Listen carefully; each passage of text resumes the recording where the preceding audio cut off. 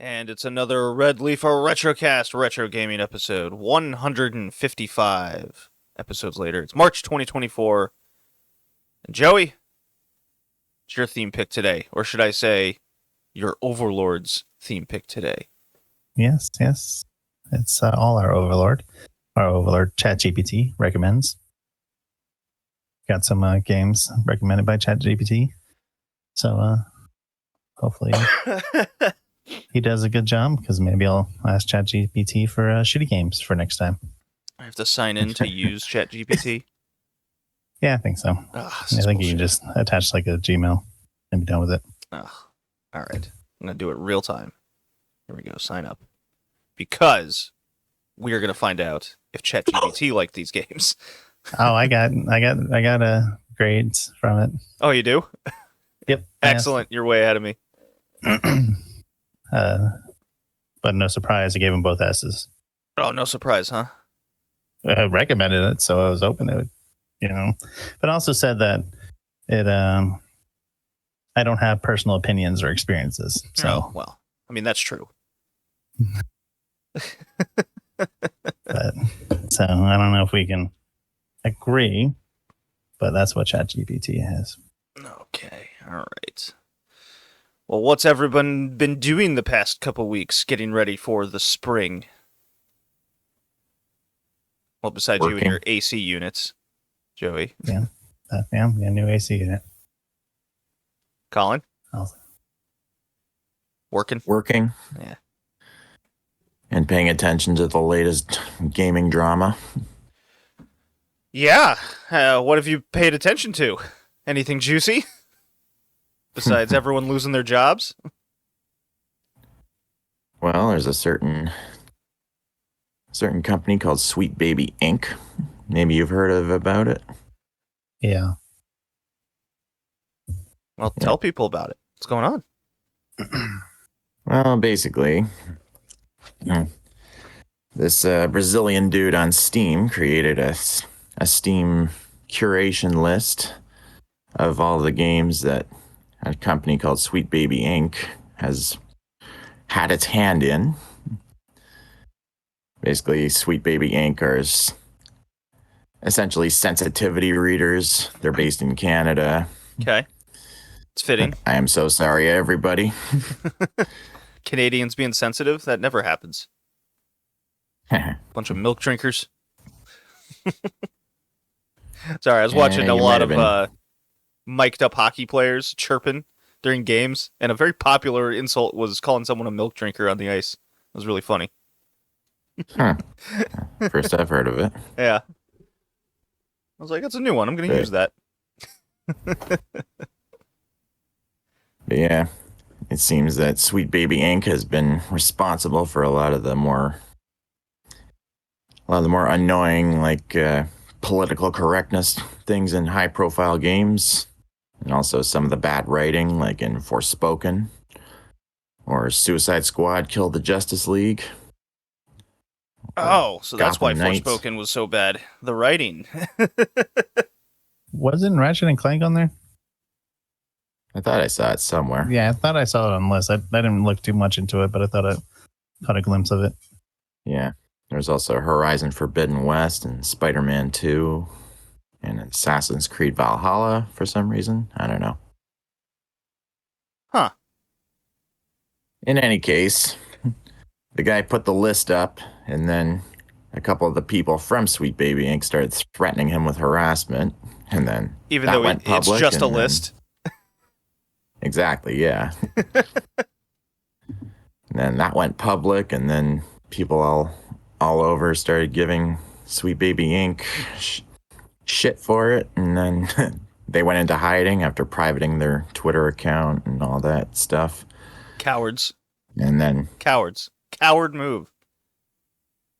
And then Kotaku tried to sweep in and defend them, but they started getting backlash too, and now it's a whole shit show.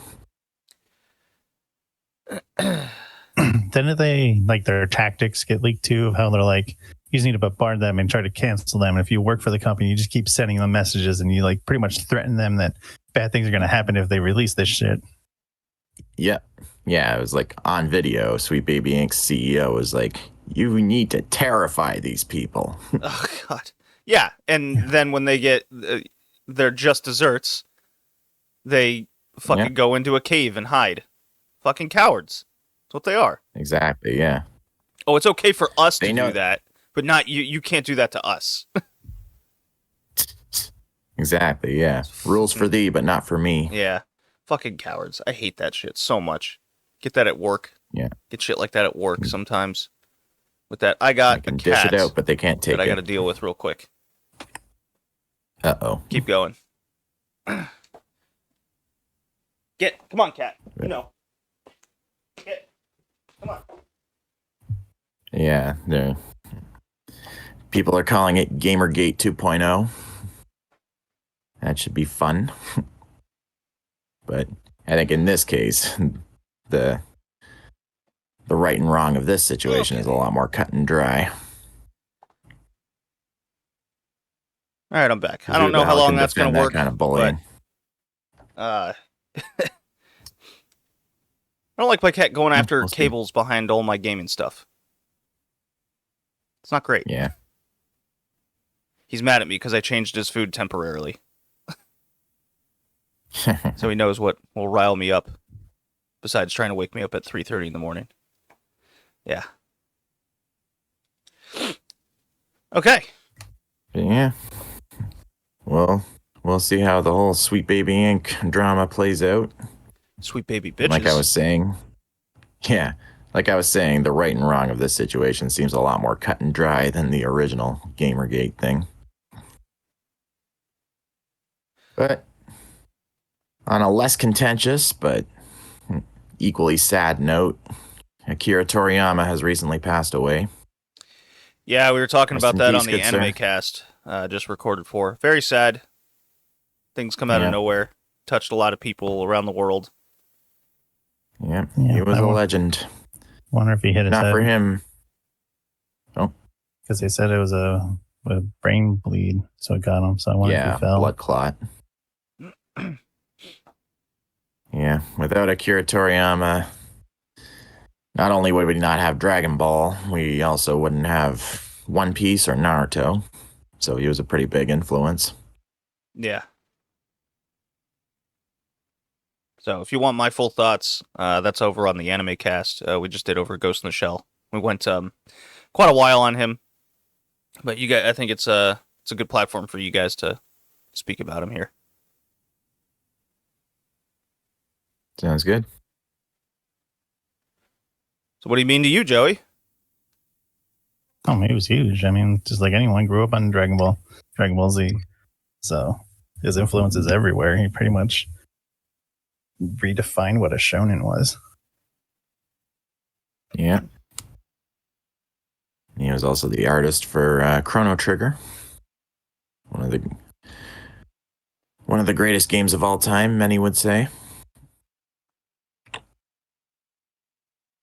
Also Dragon Quest. All right. So, off that somber note, what games have you guys been playing? Joey, been doing a lot of Helldivers too? No, I only played on the last 2 Thursdays, but definitely still enjoying it. Hopefully I'll be able to play some more since dealing with having no AC and my cat dying. I wasn't really playing much games. Oh, God. So more somber. God. Yep. More deaths. So that's what I'm dealing with. I played a little bit of Balatro while working since it's easy to play while you're doing other things. What is this game? Because you can Balatro. The one I was telling you about, the poker. Oh, okay. All right. Since you can take your time and play, there's no time limits. So I can do it while working. Might make my runs really long, but whatever. And I played a little bit of Last Epoch, but not really enough to decide if I like it or not. So yeah, that's all I've done. Colin? I've only had time to play Golden Sun. Yeah, I'm still playing it. Hey, it's good stuff from the last podcast. Do you plan on Yeah. playing the sequel? Eventually, once I finish the story. the first. And once I find a copy. I would have started a run of Zelda Tears of the Kingdom, but haven't been able to find a spot of like 2 or 3 hours to really lose myself in it. Mm. Yeah, it's a But game I need to get back maybe to later at some today. point myself. Probably do it later today. Yeah, Final Fantasy's in my future today. And that's basically what I've been playing. A lot of Final Fantasy games.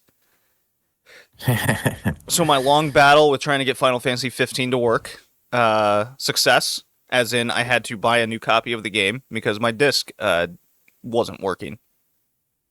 Oh, shit. I went as far as to figure out that I could try to put it in my PS5. So I was like, all right, I've cleaned the disc. I've uninstalled it, installed it, nothing. It just wouldn't install properly. Corruption, data not working, all kinds of stuff with the PS4. And I'm listening to the disc, and it starts like really chugging along like an airjet engine that's really trying. So I'm like, I don't know. On a whim, I was like, well, Cyberpunk works on my PS5. Let me try what Final Fantasy 15 does. And in not so many words, it got to a point and it just said, this game's broken. Like right then and there. Just like, no, this isn't going to work. And then it starts chugging in the PS5 too. And I went, oh, this game's broken. The disc don't work. And apparently this is not uncommon for Final Fantasy 15. With the installation section of the Blu-ray disc having some sort of rot to it. Oh, shit. And yeah, it's more particular in the day one release discs. So I took that information, and when I went to go get my deluxe edition of Final Fantasy VII Rebirth, I looked on the shelf and went, oh, there's Final Fantasy 15 Royal Edition, which includes all the DLC and everything, not on the disc itself, but you get the idea. And I'm like, well, that's not a day one disc. Probably more efficient than before. Square was not very efficient with that game and its sizing. But I asked the guy, I was like, hey, I'm getting Final Fantasy 7. Can I just have Final Fantasy 15, this Royal Edition? He goes, yeah, we'll throw a coupon or so in there, and then you could just have it. It's been there forever. I was like, great. Wonder why this place is going out of business. But it was going to be like $5 tops anyways. Yeah, and I had already ordered another copy off eBay for $6, and then I just canceled it and returned it. So no problem there. And it installed in the night that I got it. I was like, look at that. Works no problem. So my last 2 weeks since the last podcast, or more like a week, has been I played 13 hours of Final Fantasy 13 because of the debacle with 15. That's what got me to play that game. I've played 12 hours of Final Fantasy 15 and about 8 hours of Final Fantasy 7 Rebirth. So I've played them in not so many words, comparable amount of times.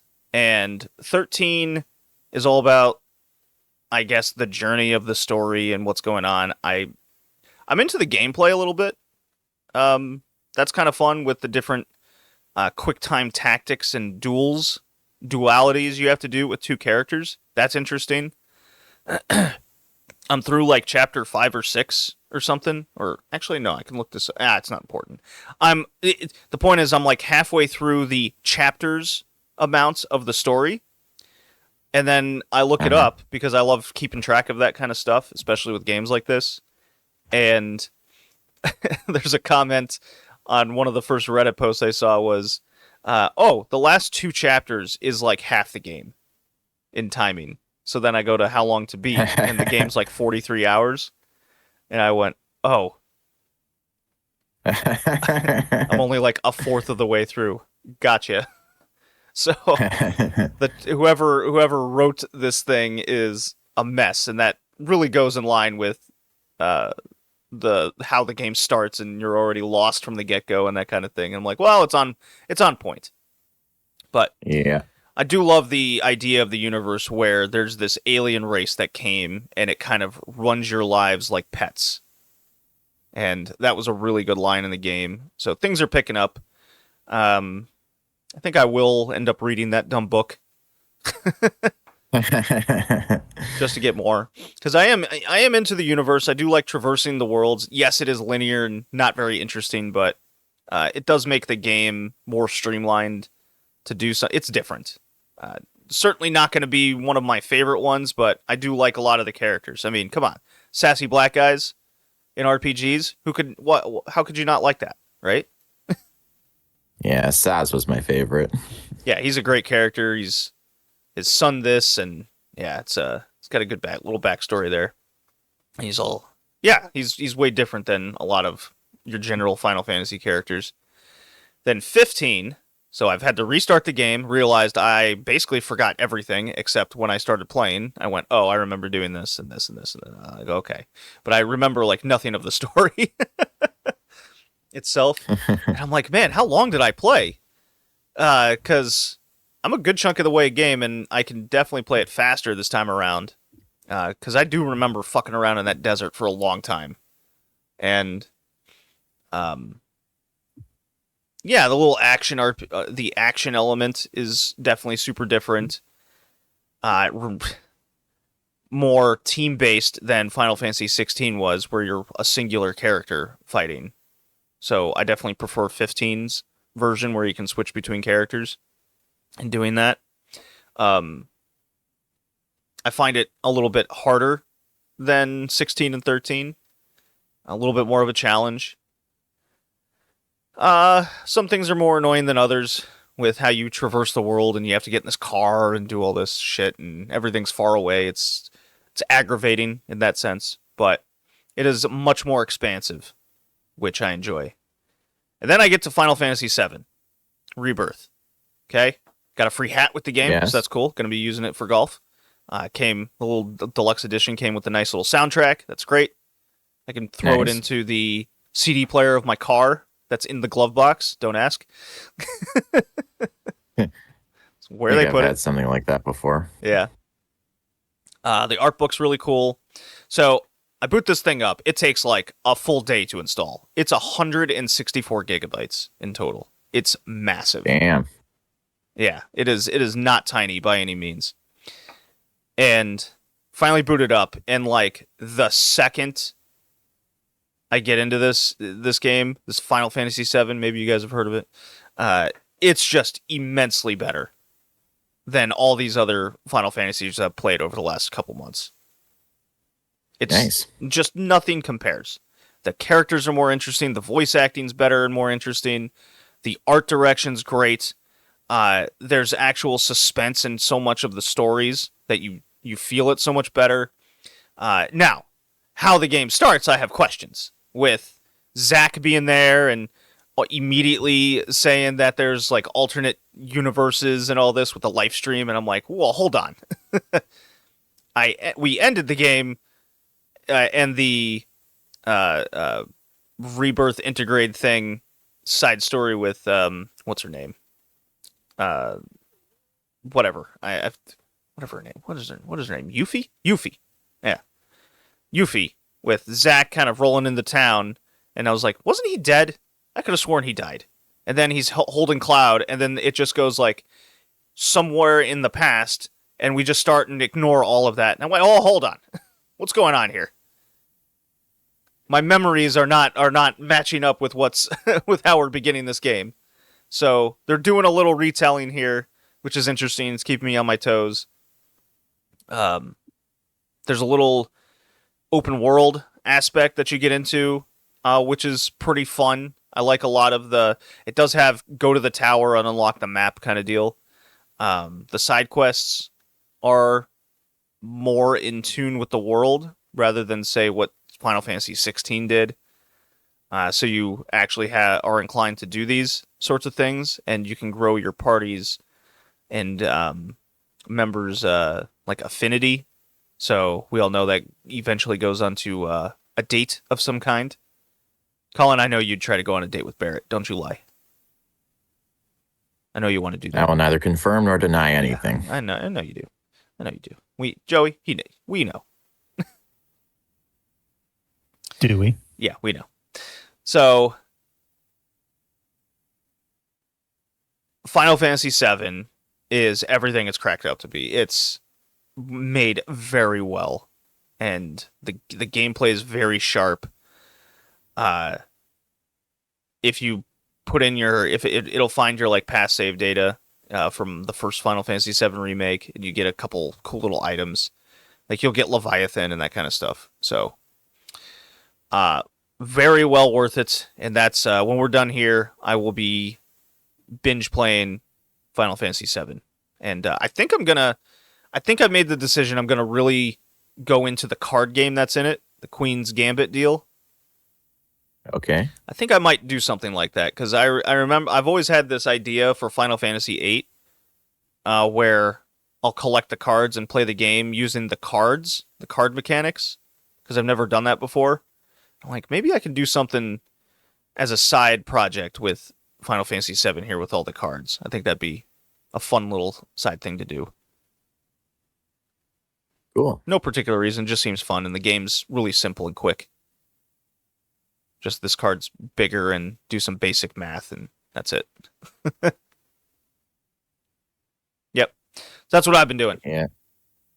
Yeah, I'm hoping to get Final Fantasy VII Rebirth soon. I mean, I'm seeing so many spoiler videos on YouTube. I just can't ignore it. But god damn it, this year is going to destroy my wallet for games. I mean, Joey's already convinced me I want to try Helldivers 2.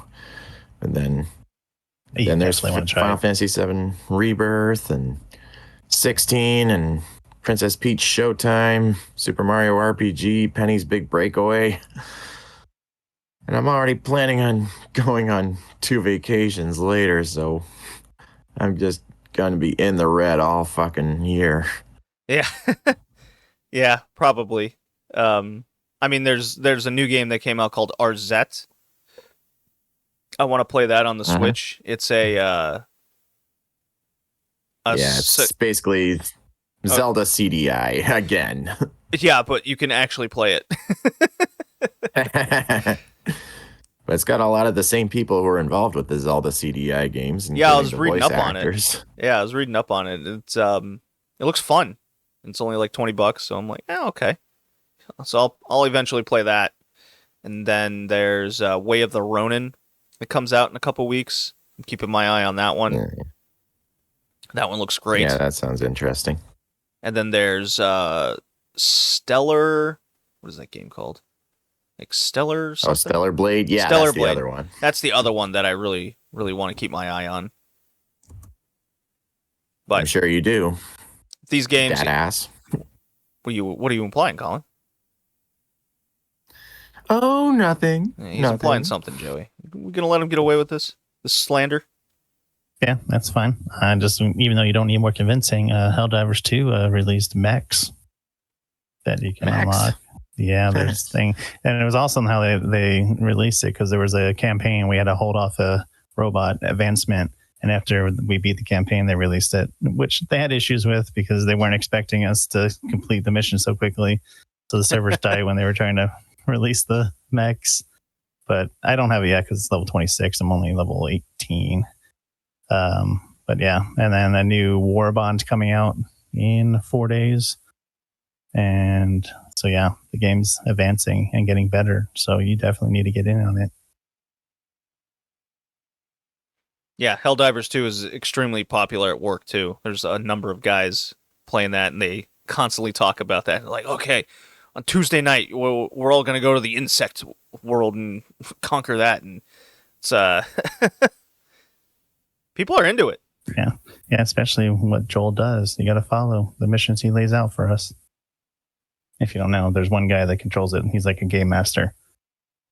So he sets up different missions. He advances or makes the enemies be defensive or whatnot. So kind of like playing a living story. It's really fun. Well, don't let the robots take awesome. over. Very much It's not become that Doctor advancement. Who. Are there Daleks in it?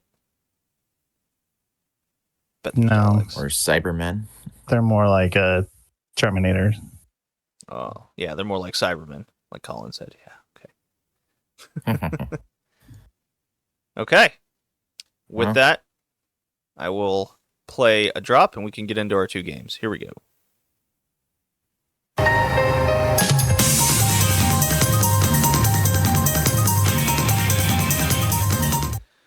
Okay, Chat GPT, our overlord, and Joey. What you got to say for yourself? Or what does Chat GPT has to say for itself? Well, I wanted to get its recommendation because we went through Reddit. So I was like, why not try ChatGPT, see what it says? But without any other input, I just said, hey, give me 2 games, 2 retro games. And it gave Legend of Zelda, Ocarina of Time, and Half-Life 2, which, of course, we played. So I was like, okay, give me 2 hidden gems, Psychonauts and Beyond Good and Evil, which we also played. So I fed it the list of all the games that we played, even though I didn't know it wasn't complete because you don't do your job, JD. Well, hey, so well, more slander. So then I gave Okami, which is the first game we're going to talk about.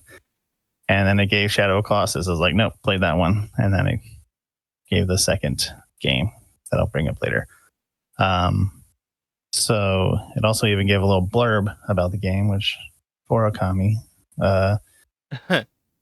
it gave like a little paragraph here. It was released in 2006 for the PS2, developed by Clover Studio, and later ported to various platforms. Okami is an action-adventure game that follows the journey of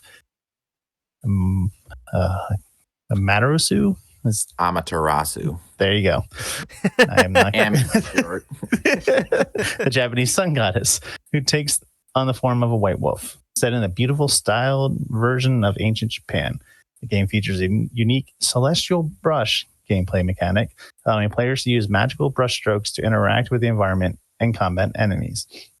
With its stunning visuals, which I agree, a captivating storyline inspired by Japanese mythology, the innovative gameplay, Okami received critical acclaim upon release, but didn't initially achieve commercial success, making it a true hidden gem for gamers looking for an unforgettable experience.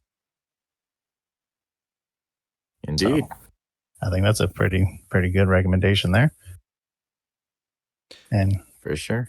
Informative. It was released 2006, Clover Studios, and published by Capcom. There you go. And the style does look amazing. I think when I first saw it after recommending it, that's what drew me in. That weird like Japanese scroll water color painting style. Yeah, it's very true to old Japanese art. Kind of makes me want to visit Japan again, if I'm honest. I don't know, JD, you were surprised that this game hasn't been on the list yet of games played. Yeah, I was shocked. Part of me thought that we had already covered it once upon a time, but I guess we never did. I played the Wii version of this game. That's what I did. Same. Played the PS2. The original. Yeah, the game goes for under $10 in any form. It's been re-released afterwards on like the DS. That's more expensive. I think like $35. But yeah, there's HD versions of it that you can get. They're like $10 to $15 depending on PS4, Xbox, etc. So very easy to access this game, whether you want to play it in a more retro sense. Yes, we're referring to the Wii as retro. That's the way it is. The way time flies. I wanted to play the Wii version of this game in particular because of the drawing aspect, and I thought the Wii remote would be a nice interactive way to do it, and it doesn't disappoint. Everything is very easy to control. It feels natural, and there's a good sense of interaction with the Wii remote, how the game plays with just simple slashes and markings. And Colin, I believe you and I played this once upon a time and went through the Wii version. Did we? I think we. I know. I've played through the Wii version once before by myself, but I can't remember us playing it. Or I might have played together. it with a friend named John when I was in Toronto. Might have been. It's possible.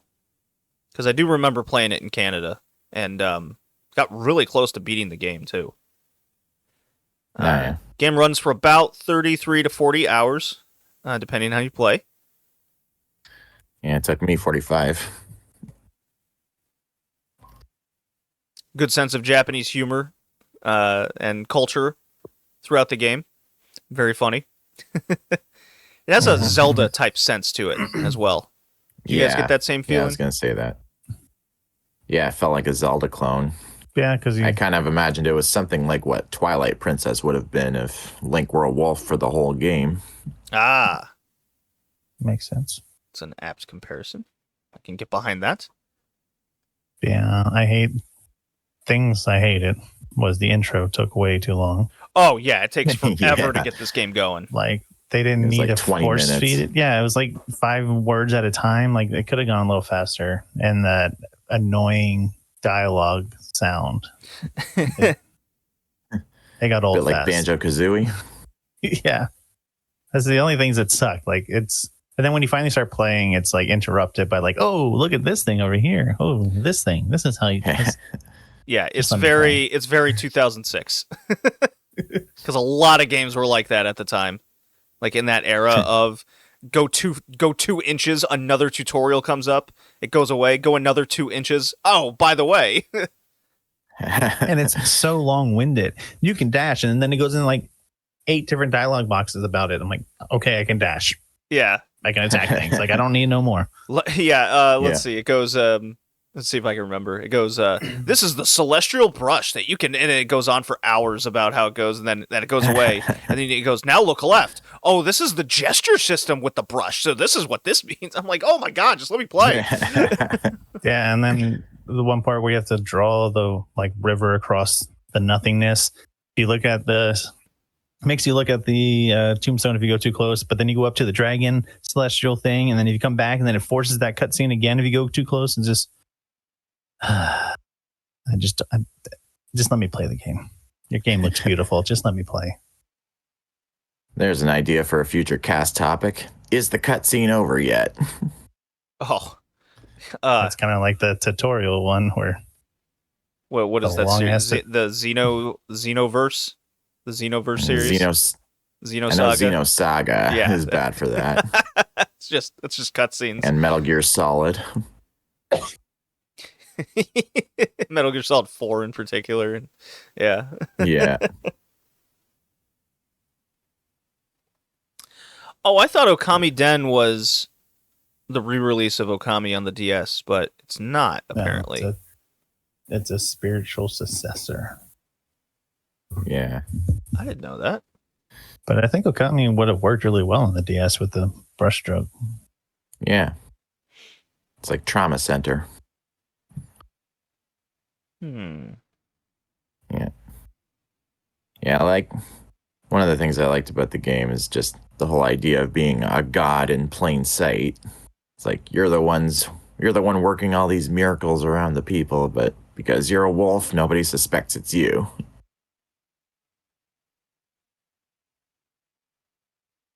And the combat was decent. I mean, I found swinging the Wiimote around to attack a bit cumbersome, so maybe that's something the PS2 version did a little better. Yeah, I didn't have to swing around for the brush.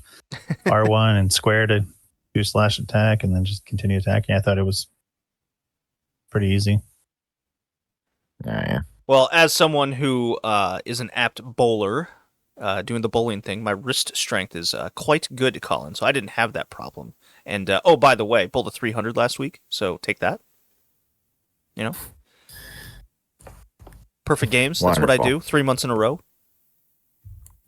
Old man strength. Well, hey, whoa. You're older than me, sir. Yeah, and how many 300s did you have before these 3 months? 2. Yeah, so old man strength kicking in. Look, it just means I'm in my peak physical form. Old man strength's kicking in. It's how dare you phrase it that way? Did you get 2 in a row? No, that's very difficult, Colin. I did get 16 strikes in a row the other last week as well. So throw that out there. So then what use are you? 2/3 there. Don't let the door hit you on the way out. Okay, all right. Don't worry. Old man strength will come in. He'll get it. You know, going up to a woman and saying, I bowled 3 perfect games 3 months in a row, not a great pickup line, but very funny to see the reaction nonetheless. I mean, unless she's a bowler. Yeah, it's less. It's more funny if she has no idea what that means. And you know what's also very cool? When you show them the video when they don't believe you. Yeah, that's Look at me bowl, bitch. Look at me bowl. Very impressive, right?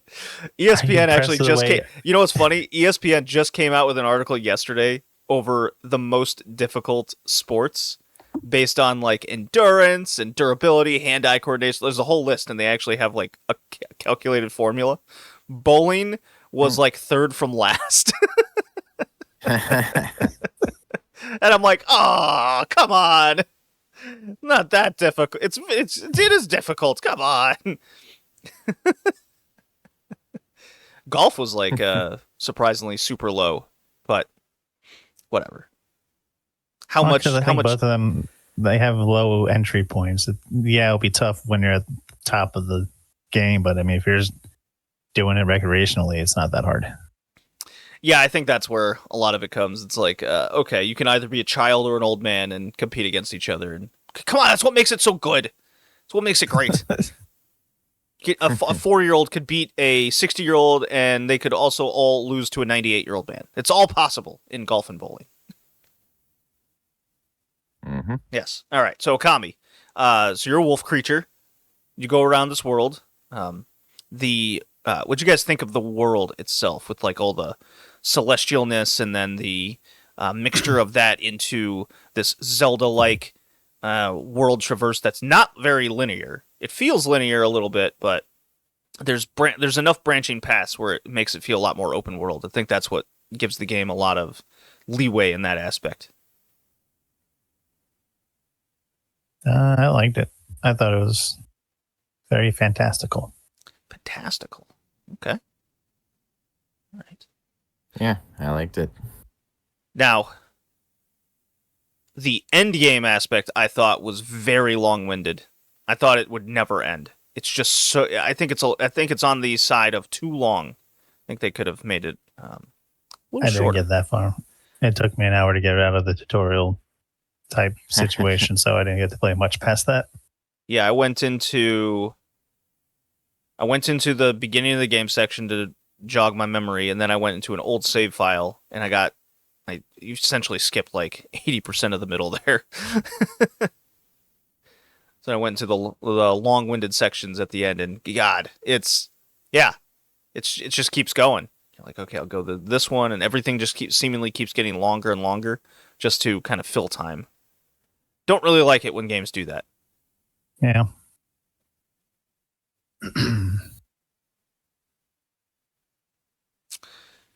Let's see. Gameplay style to Zelda, an inspiration that director Hideki Kamiya, a self-proclaimed Zelda fan. Well, if you're a fan of, why is the self-proclaimed got to be in front of it? It's like, oh, you're not a true fan. You're just self-proclaimed. You're not actually a fan. Joe, are you a fan of the Philadelphia Flyers? Pfft, you're self-proclaimed. That's what that. Self-proclaimed, I guess. I mean, is there proof otherwise? You only got my word. I know you got a giant gritty. I mean, isn't animal. Just being a fan self-proclaimed anyway? You can't like force a fandom on someone. Of course you can. It is. Do you not know what parents are like? Always. But you can also reject that. Like you could be all fandom is self-proclaimed. No, it's forced. It's forced upon region. You will be a Boston Red Sox fan. How dare you? Root for the Yankees? Out of this family. That kind of shit. I've seen it. I've seen these things. Self-proclaimed.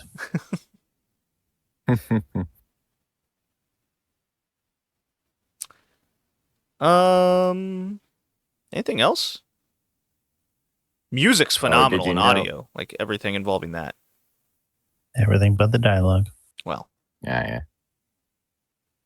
that Did one. you know, in combat, one of your ultimate techniques involves pissing on the enemy? I'm not even kidding. Well, needs to be done. And the ultimate technique involves shitting on them. Also needs to be Again, done. not even kidding. If you can shit on your enemies and then piss on their corpse, I mean, that's the ultimate. And that's the ultimate form in battle. We all know this to be true. Very necessary. Indeed. Is this rated T Where for do you think teen or E for teabagging came everyone? from? I think it was... Oh, it's T for teen. It is T? Yeah, because that's why. Poop. Makes sense. Not to mention Isun being a pervert. That little bug guy that you travel with. Yeah, well, what are you going to do? The little flea, the Yeah. annoying flea. Yeah, straight out of Inuyasha. Makes his first appearance crawling around in some girl's robe Oh, he's a flea. He's got to get and in, popping out of her cleavage. as one does. Indeed. Yeah, the creator definitely had specific inspirations. Self-proclaimed inspirations. Okay, Yeah, I passed this. I'm passing it. easy pass. Capcom used to do good things. Alrighty, so this is It got the me next very one. curious about Okami Den. I Well, always then- thought it was just a re-release and never looked into it. So, Well, maybe you should check it out. yeah, let's see. Maybe in next year it will be able to be part of the cast. $35. Wonder if that's worth it. Late next year, in 2 years, could be part of the cast. Yeah. Wow. Okay.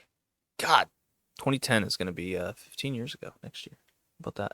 That's how math Yeah. works. Time. Okay. All right, Joey. What's Chat GPT All right. got to say about the next game?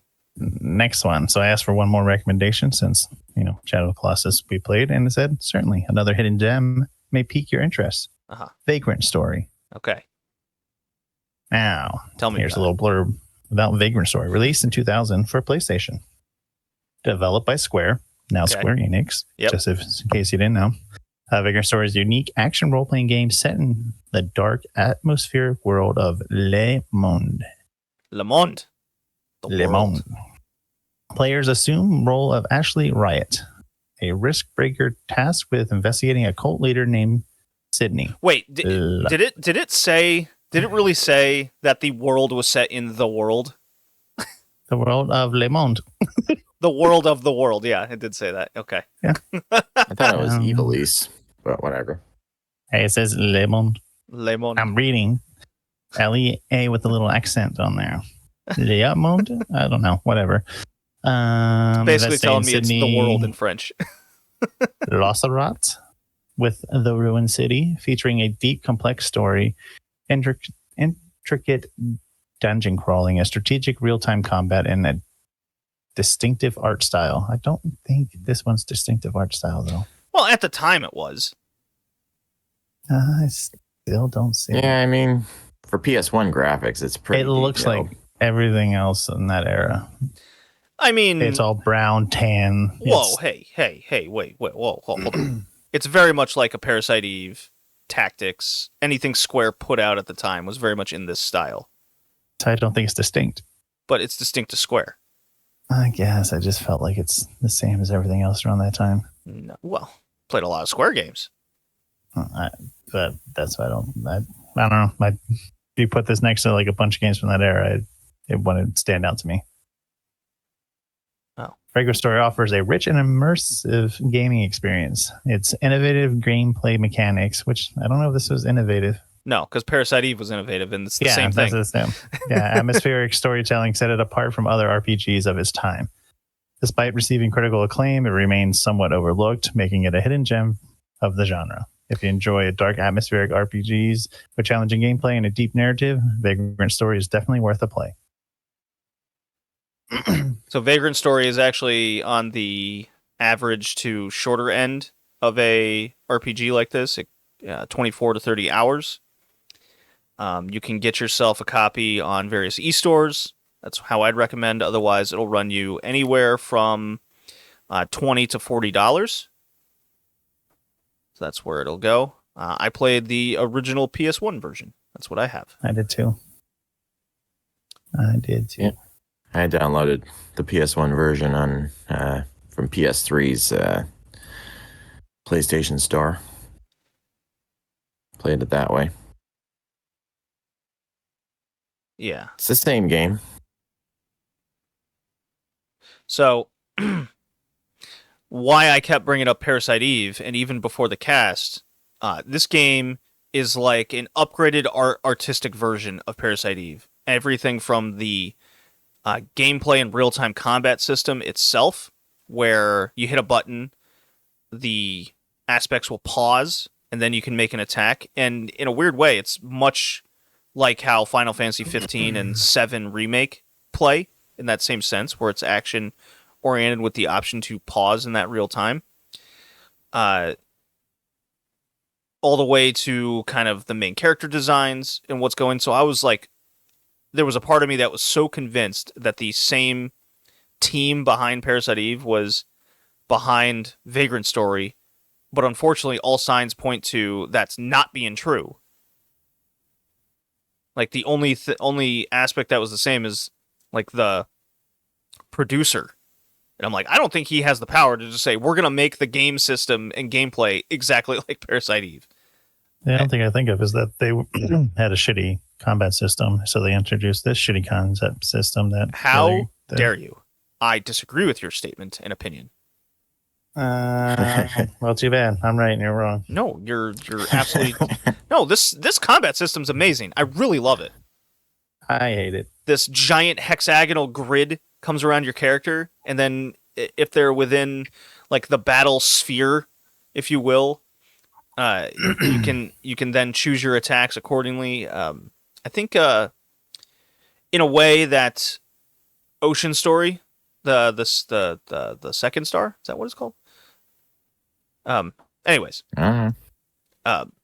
the real time combat with a small pause is one of my favorite gameplay elements out there.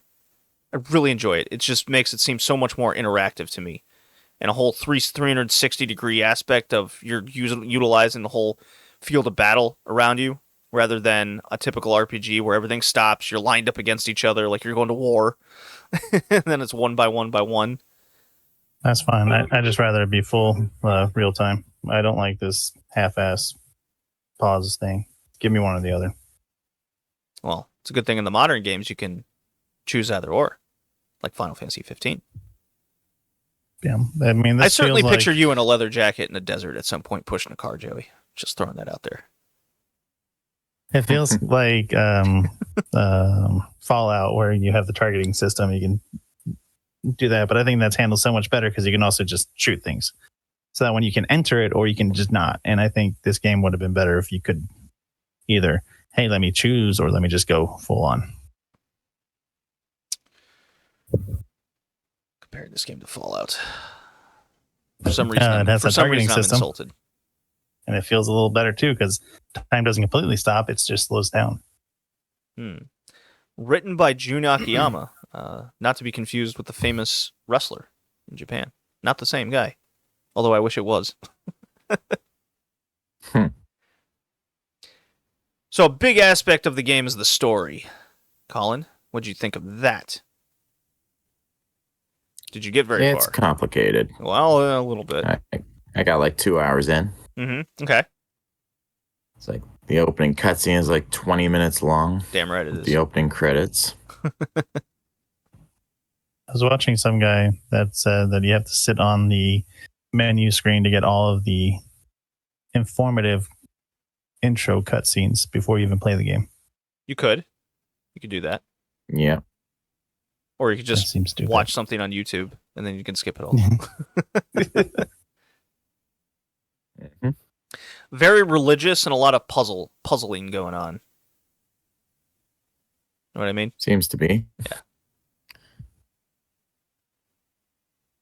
I mean, it's not entirely clear who the good guys and bad guys are, aside from Sydney and Ashley. Except maybe that one vampire guy. Yes, question mark. It's certainly a all we know is certainly a cult. We shoot his heart involved with a fucking crossbow bolt and he doesn't die. Nope. Yeah, a lot of French in this game. A lot of French and German aspects going along. I think that's why it piques my interest, especially in my modern, I guess, post living in Europe world. So it always piques my interest when get an aspect of that in games, like Molen Kamp. Like, okay, all right, cult leader religion. I'm into that. Obviously, bad people. There's political conspiracies going along. That's right up my alley as well. I like a lot of aspects of the story. Yeah. I could go. God, the wiki of the story is so long. Let's see here. The plot of Vagrant Story, titled "The Phantom Pain," is presented as the prelude to the story of the Wanderer. Beginning in the Greylands, Ashley's a dude, by the way. Yeah. Like Ash from Evil Dead. Yeah, right. And Callow are sent by VKP to Duke Bardobah's manor to investigate the Duke's involvement with Molenkamp and the Cardinal's interest in Sydney Lasterot. Ashley infiltrates the manor and encounters Sydney. This is all in like the opening cutscene. Yeah. Sydney witnessing his powers firsthand. Ooh. Sydney escapes with his accomplice Hardin and the Duke's son Josh, leaving Ashley with a clue to his whereabouts. The event is dubbed the Greylands Incident. Okay, so you got all that? That's your opening cutscene. Ashley and Kahlo arrive in Le Monde, and a lone Ashley infiltrates the city through the underground wine cellars. I'm sure he got drunk along the way. He learns of objects holding magical powers known as grimoires. That's what like creatures you fight drop and shit. City's power that spawn the undead and mythical creatures. So just like you said, it's very much like Evil Dead. He encounters Guildenstern and his lover Samantha and learns of the condition known as incomplete death, which I think is a cool aspect of like immortality and morality of what is death and this kind of things throughout the game. And the Cardinal's true and set intention for his pursuit of Sydney. The Crimson Blades confront Ashley and reveals his presence to Guildenstern.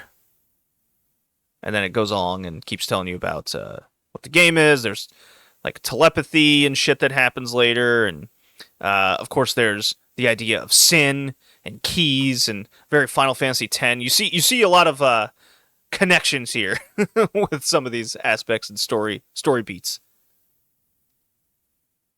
Yeah. Does not it makes sense. It wasn't all a dream. Sakaguchi. Yeah. Hironobu Sakaguchi was the producer, and he created all of the Final Fantasy games up to 10 before leaving Square. Yeah. You think he was out of ideas to spur on people? Actually, I heard Final Fantasy Spirits Within was the reason. Oh, okay. Apparently, that was such a miserable experience for him. He didn't want to work with Square anymore. Well. Yeah, that wasn't very good. You can find out more details about that on Matt McMuscles' What Happened video. Yeah. Joey, did you and I see Final Fantasy Spirits Within in the movie theaters? I have not seen that movie. So, okay, it wasn't with you then. All right. We're seeing that with somebody back in the day. Okay. So yeah. I like the gameplay. I like the story. I'm way into it. It's one of the best PS1 games out there to me. I really wish there was more connections to Parasite Eve that I could find, but just seems to be a leftover coincidence. Yeah, I felt like the story really moved at a decent pace. It's like you say about Parasite Eve, it just rolls just without feeling too easy. Yeah, and the gameplay kind of gets you into that because you don't find yourself starting and stopping like a, let's say, Final Fantasy 7 or 8 or 9, where you're going in and out of battles and screens are changing. It feels very streamlined. Yeah, and as the game goes on, you get some abilities that give you quick time events in combat. Although it's a cool idea, but in the way it's done here, it's really hard to get the timing right. I mean, if it was more like Legend of Dragoon, then I'd be a lot more into it. Oh, Kevin would be happy to hear you say that. It's one of his favorite games. And there's a lot of depth to the armor and weapon equipping and stats. Yeah, Kind it of has feels like Armored Core 6 all over again. Yeah, it has almost the exact same crafting system as Parasite Eve as well, and how to customize weapons and go in and out and create things. I believe it's even called a workshop area. It's the exact same deal. Yeah. Throws And on a there's bunch sort of of a stats Resident- at you. Yeah. And there's sort of a Resident Evil style storage thing, and because every so often you get to a save point, there's like this chest nearby that you can put all your extra stuff into. And the map system, it reminded me a lot of Descent. Oh, really? Yeah. Descent, Metroid Prime, Doom 2016, all that good stuff. Okay. It's like the 3D map type of system. Yeah, those are always tough to read. Very gritty. Grid-like, gritty. Yeah. Yeah. Yeah, you really got to shift it around to get a sense of where the hell you are. Yeah, levels and all those kinds of things. Yeah. But I don't mind that too much. Okay. Well, I passed this one. I pass it as well. I fail it. Ah, you bitch. Of course you did. What was it? His cowlick No. shaped like a lightning bolt? Nah, Way he was too he was fucking- intimidated by dat ass. That ass could not save it from that ass combat. Ah, come on. Come on, you could like chain attacks together and everything based on how you attack. Ah, whatever. Ah, Joey's opinion. Don't agree with Joey's assessment. Vagrant Story. I love this game so much. So, as I said earlier, ChatGPT gave both S's. Damn right. So, is that your grades for them? No. What do you grade them? So I like Vagrant Story the most. I give Okami an A, regardless of how I feel about the stretching out of the story and gameplay being overly long and having to do that. But Vagrant Story to me is everything I love about Parasite Eve, and it even improves a lot of aspects of the gameplay element with the grid. So I give that one an S. It's one of my favorite games we played for the podcast. It's super great to me. Cool. Okay. Yeah, for me, I give them both A's. It's hard to decide which I like better, but I think I'm leaning more towards Okami. But they're both very good. All right, Joey, what are you going to do? Okami obviously was my favorite. Uh-huh. I would have given it an S, but that intro just knocked it down. So it's an A. If it takes that long for me to get to enjoy your game, it's just not going to be an S. Uh-huh. And Vagrant, I'm going to give it a B. Everything is good about it except for the combat. Okay, so that's 4. Oh my god, we you know what? We've just played too many good games. Look at this. I'm looking at this, and Oh, 1, 2, A's or 3, 1C. 4, 5, 6, 7 out of the 10 games we played this year have A ratings between us all. That's gotta be fixed. And boy, oh boy, it's my theme pick next time, and my theme is gonna be called 3DO is good, I swear. Get ready for the Fs. I can't wait. Indeed. I'm sure you guys will be chomping at the bit to play I'll these tell you my games grades that are already. good, I swear, on the 3DO. Both failed, both Fs. No, you're wrong. That is not going to happen. That might happen in the I'll be future, surprised. but not now. Okay. So basically, play Vagrant Story. It's phenomenal. Don't listen to Joey. That's my final thoughts. Guys, see you next time. Bye. Bye now.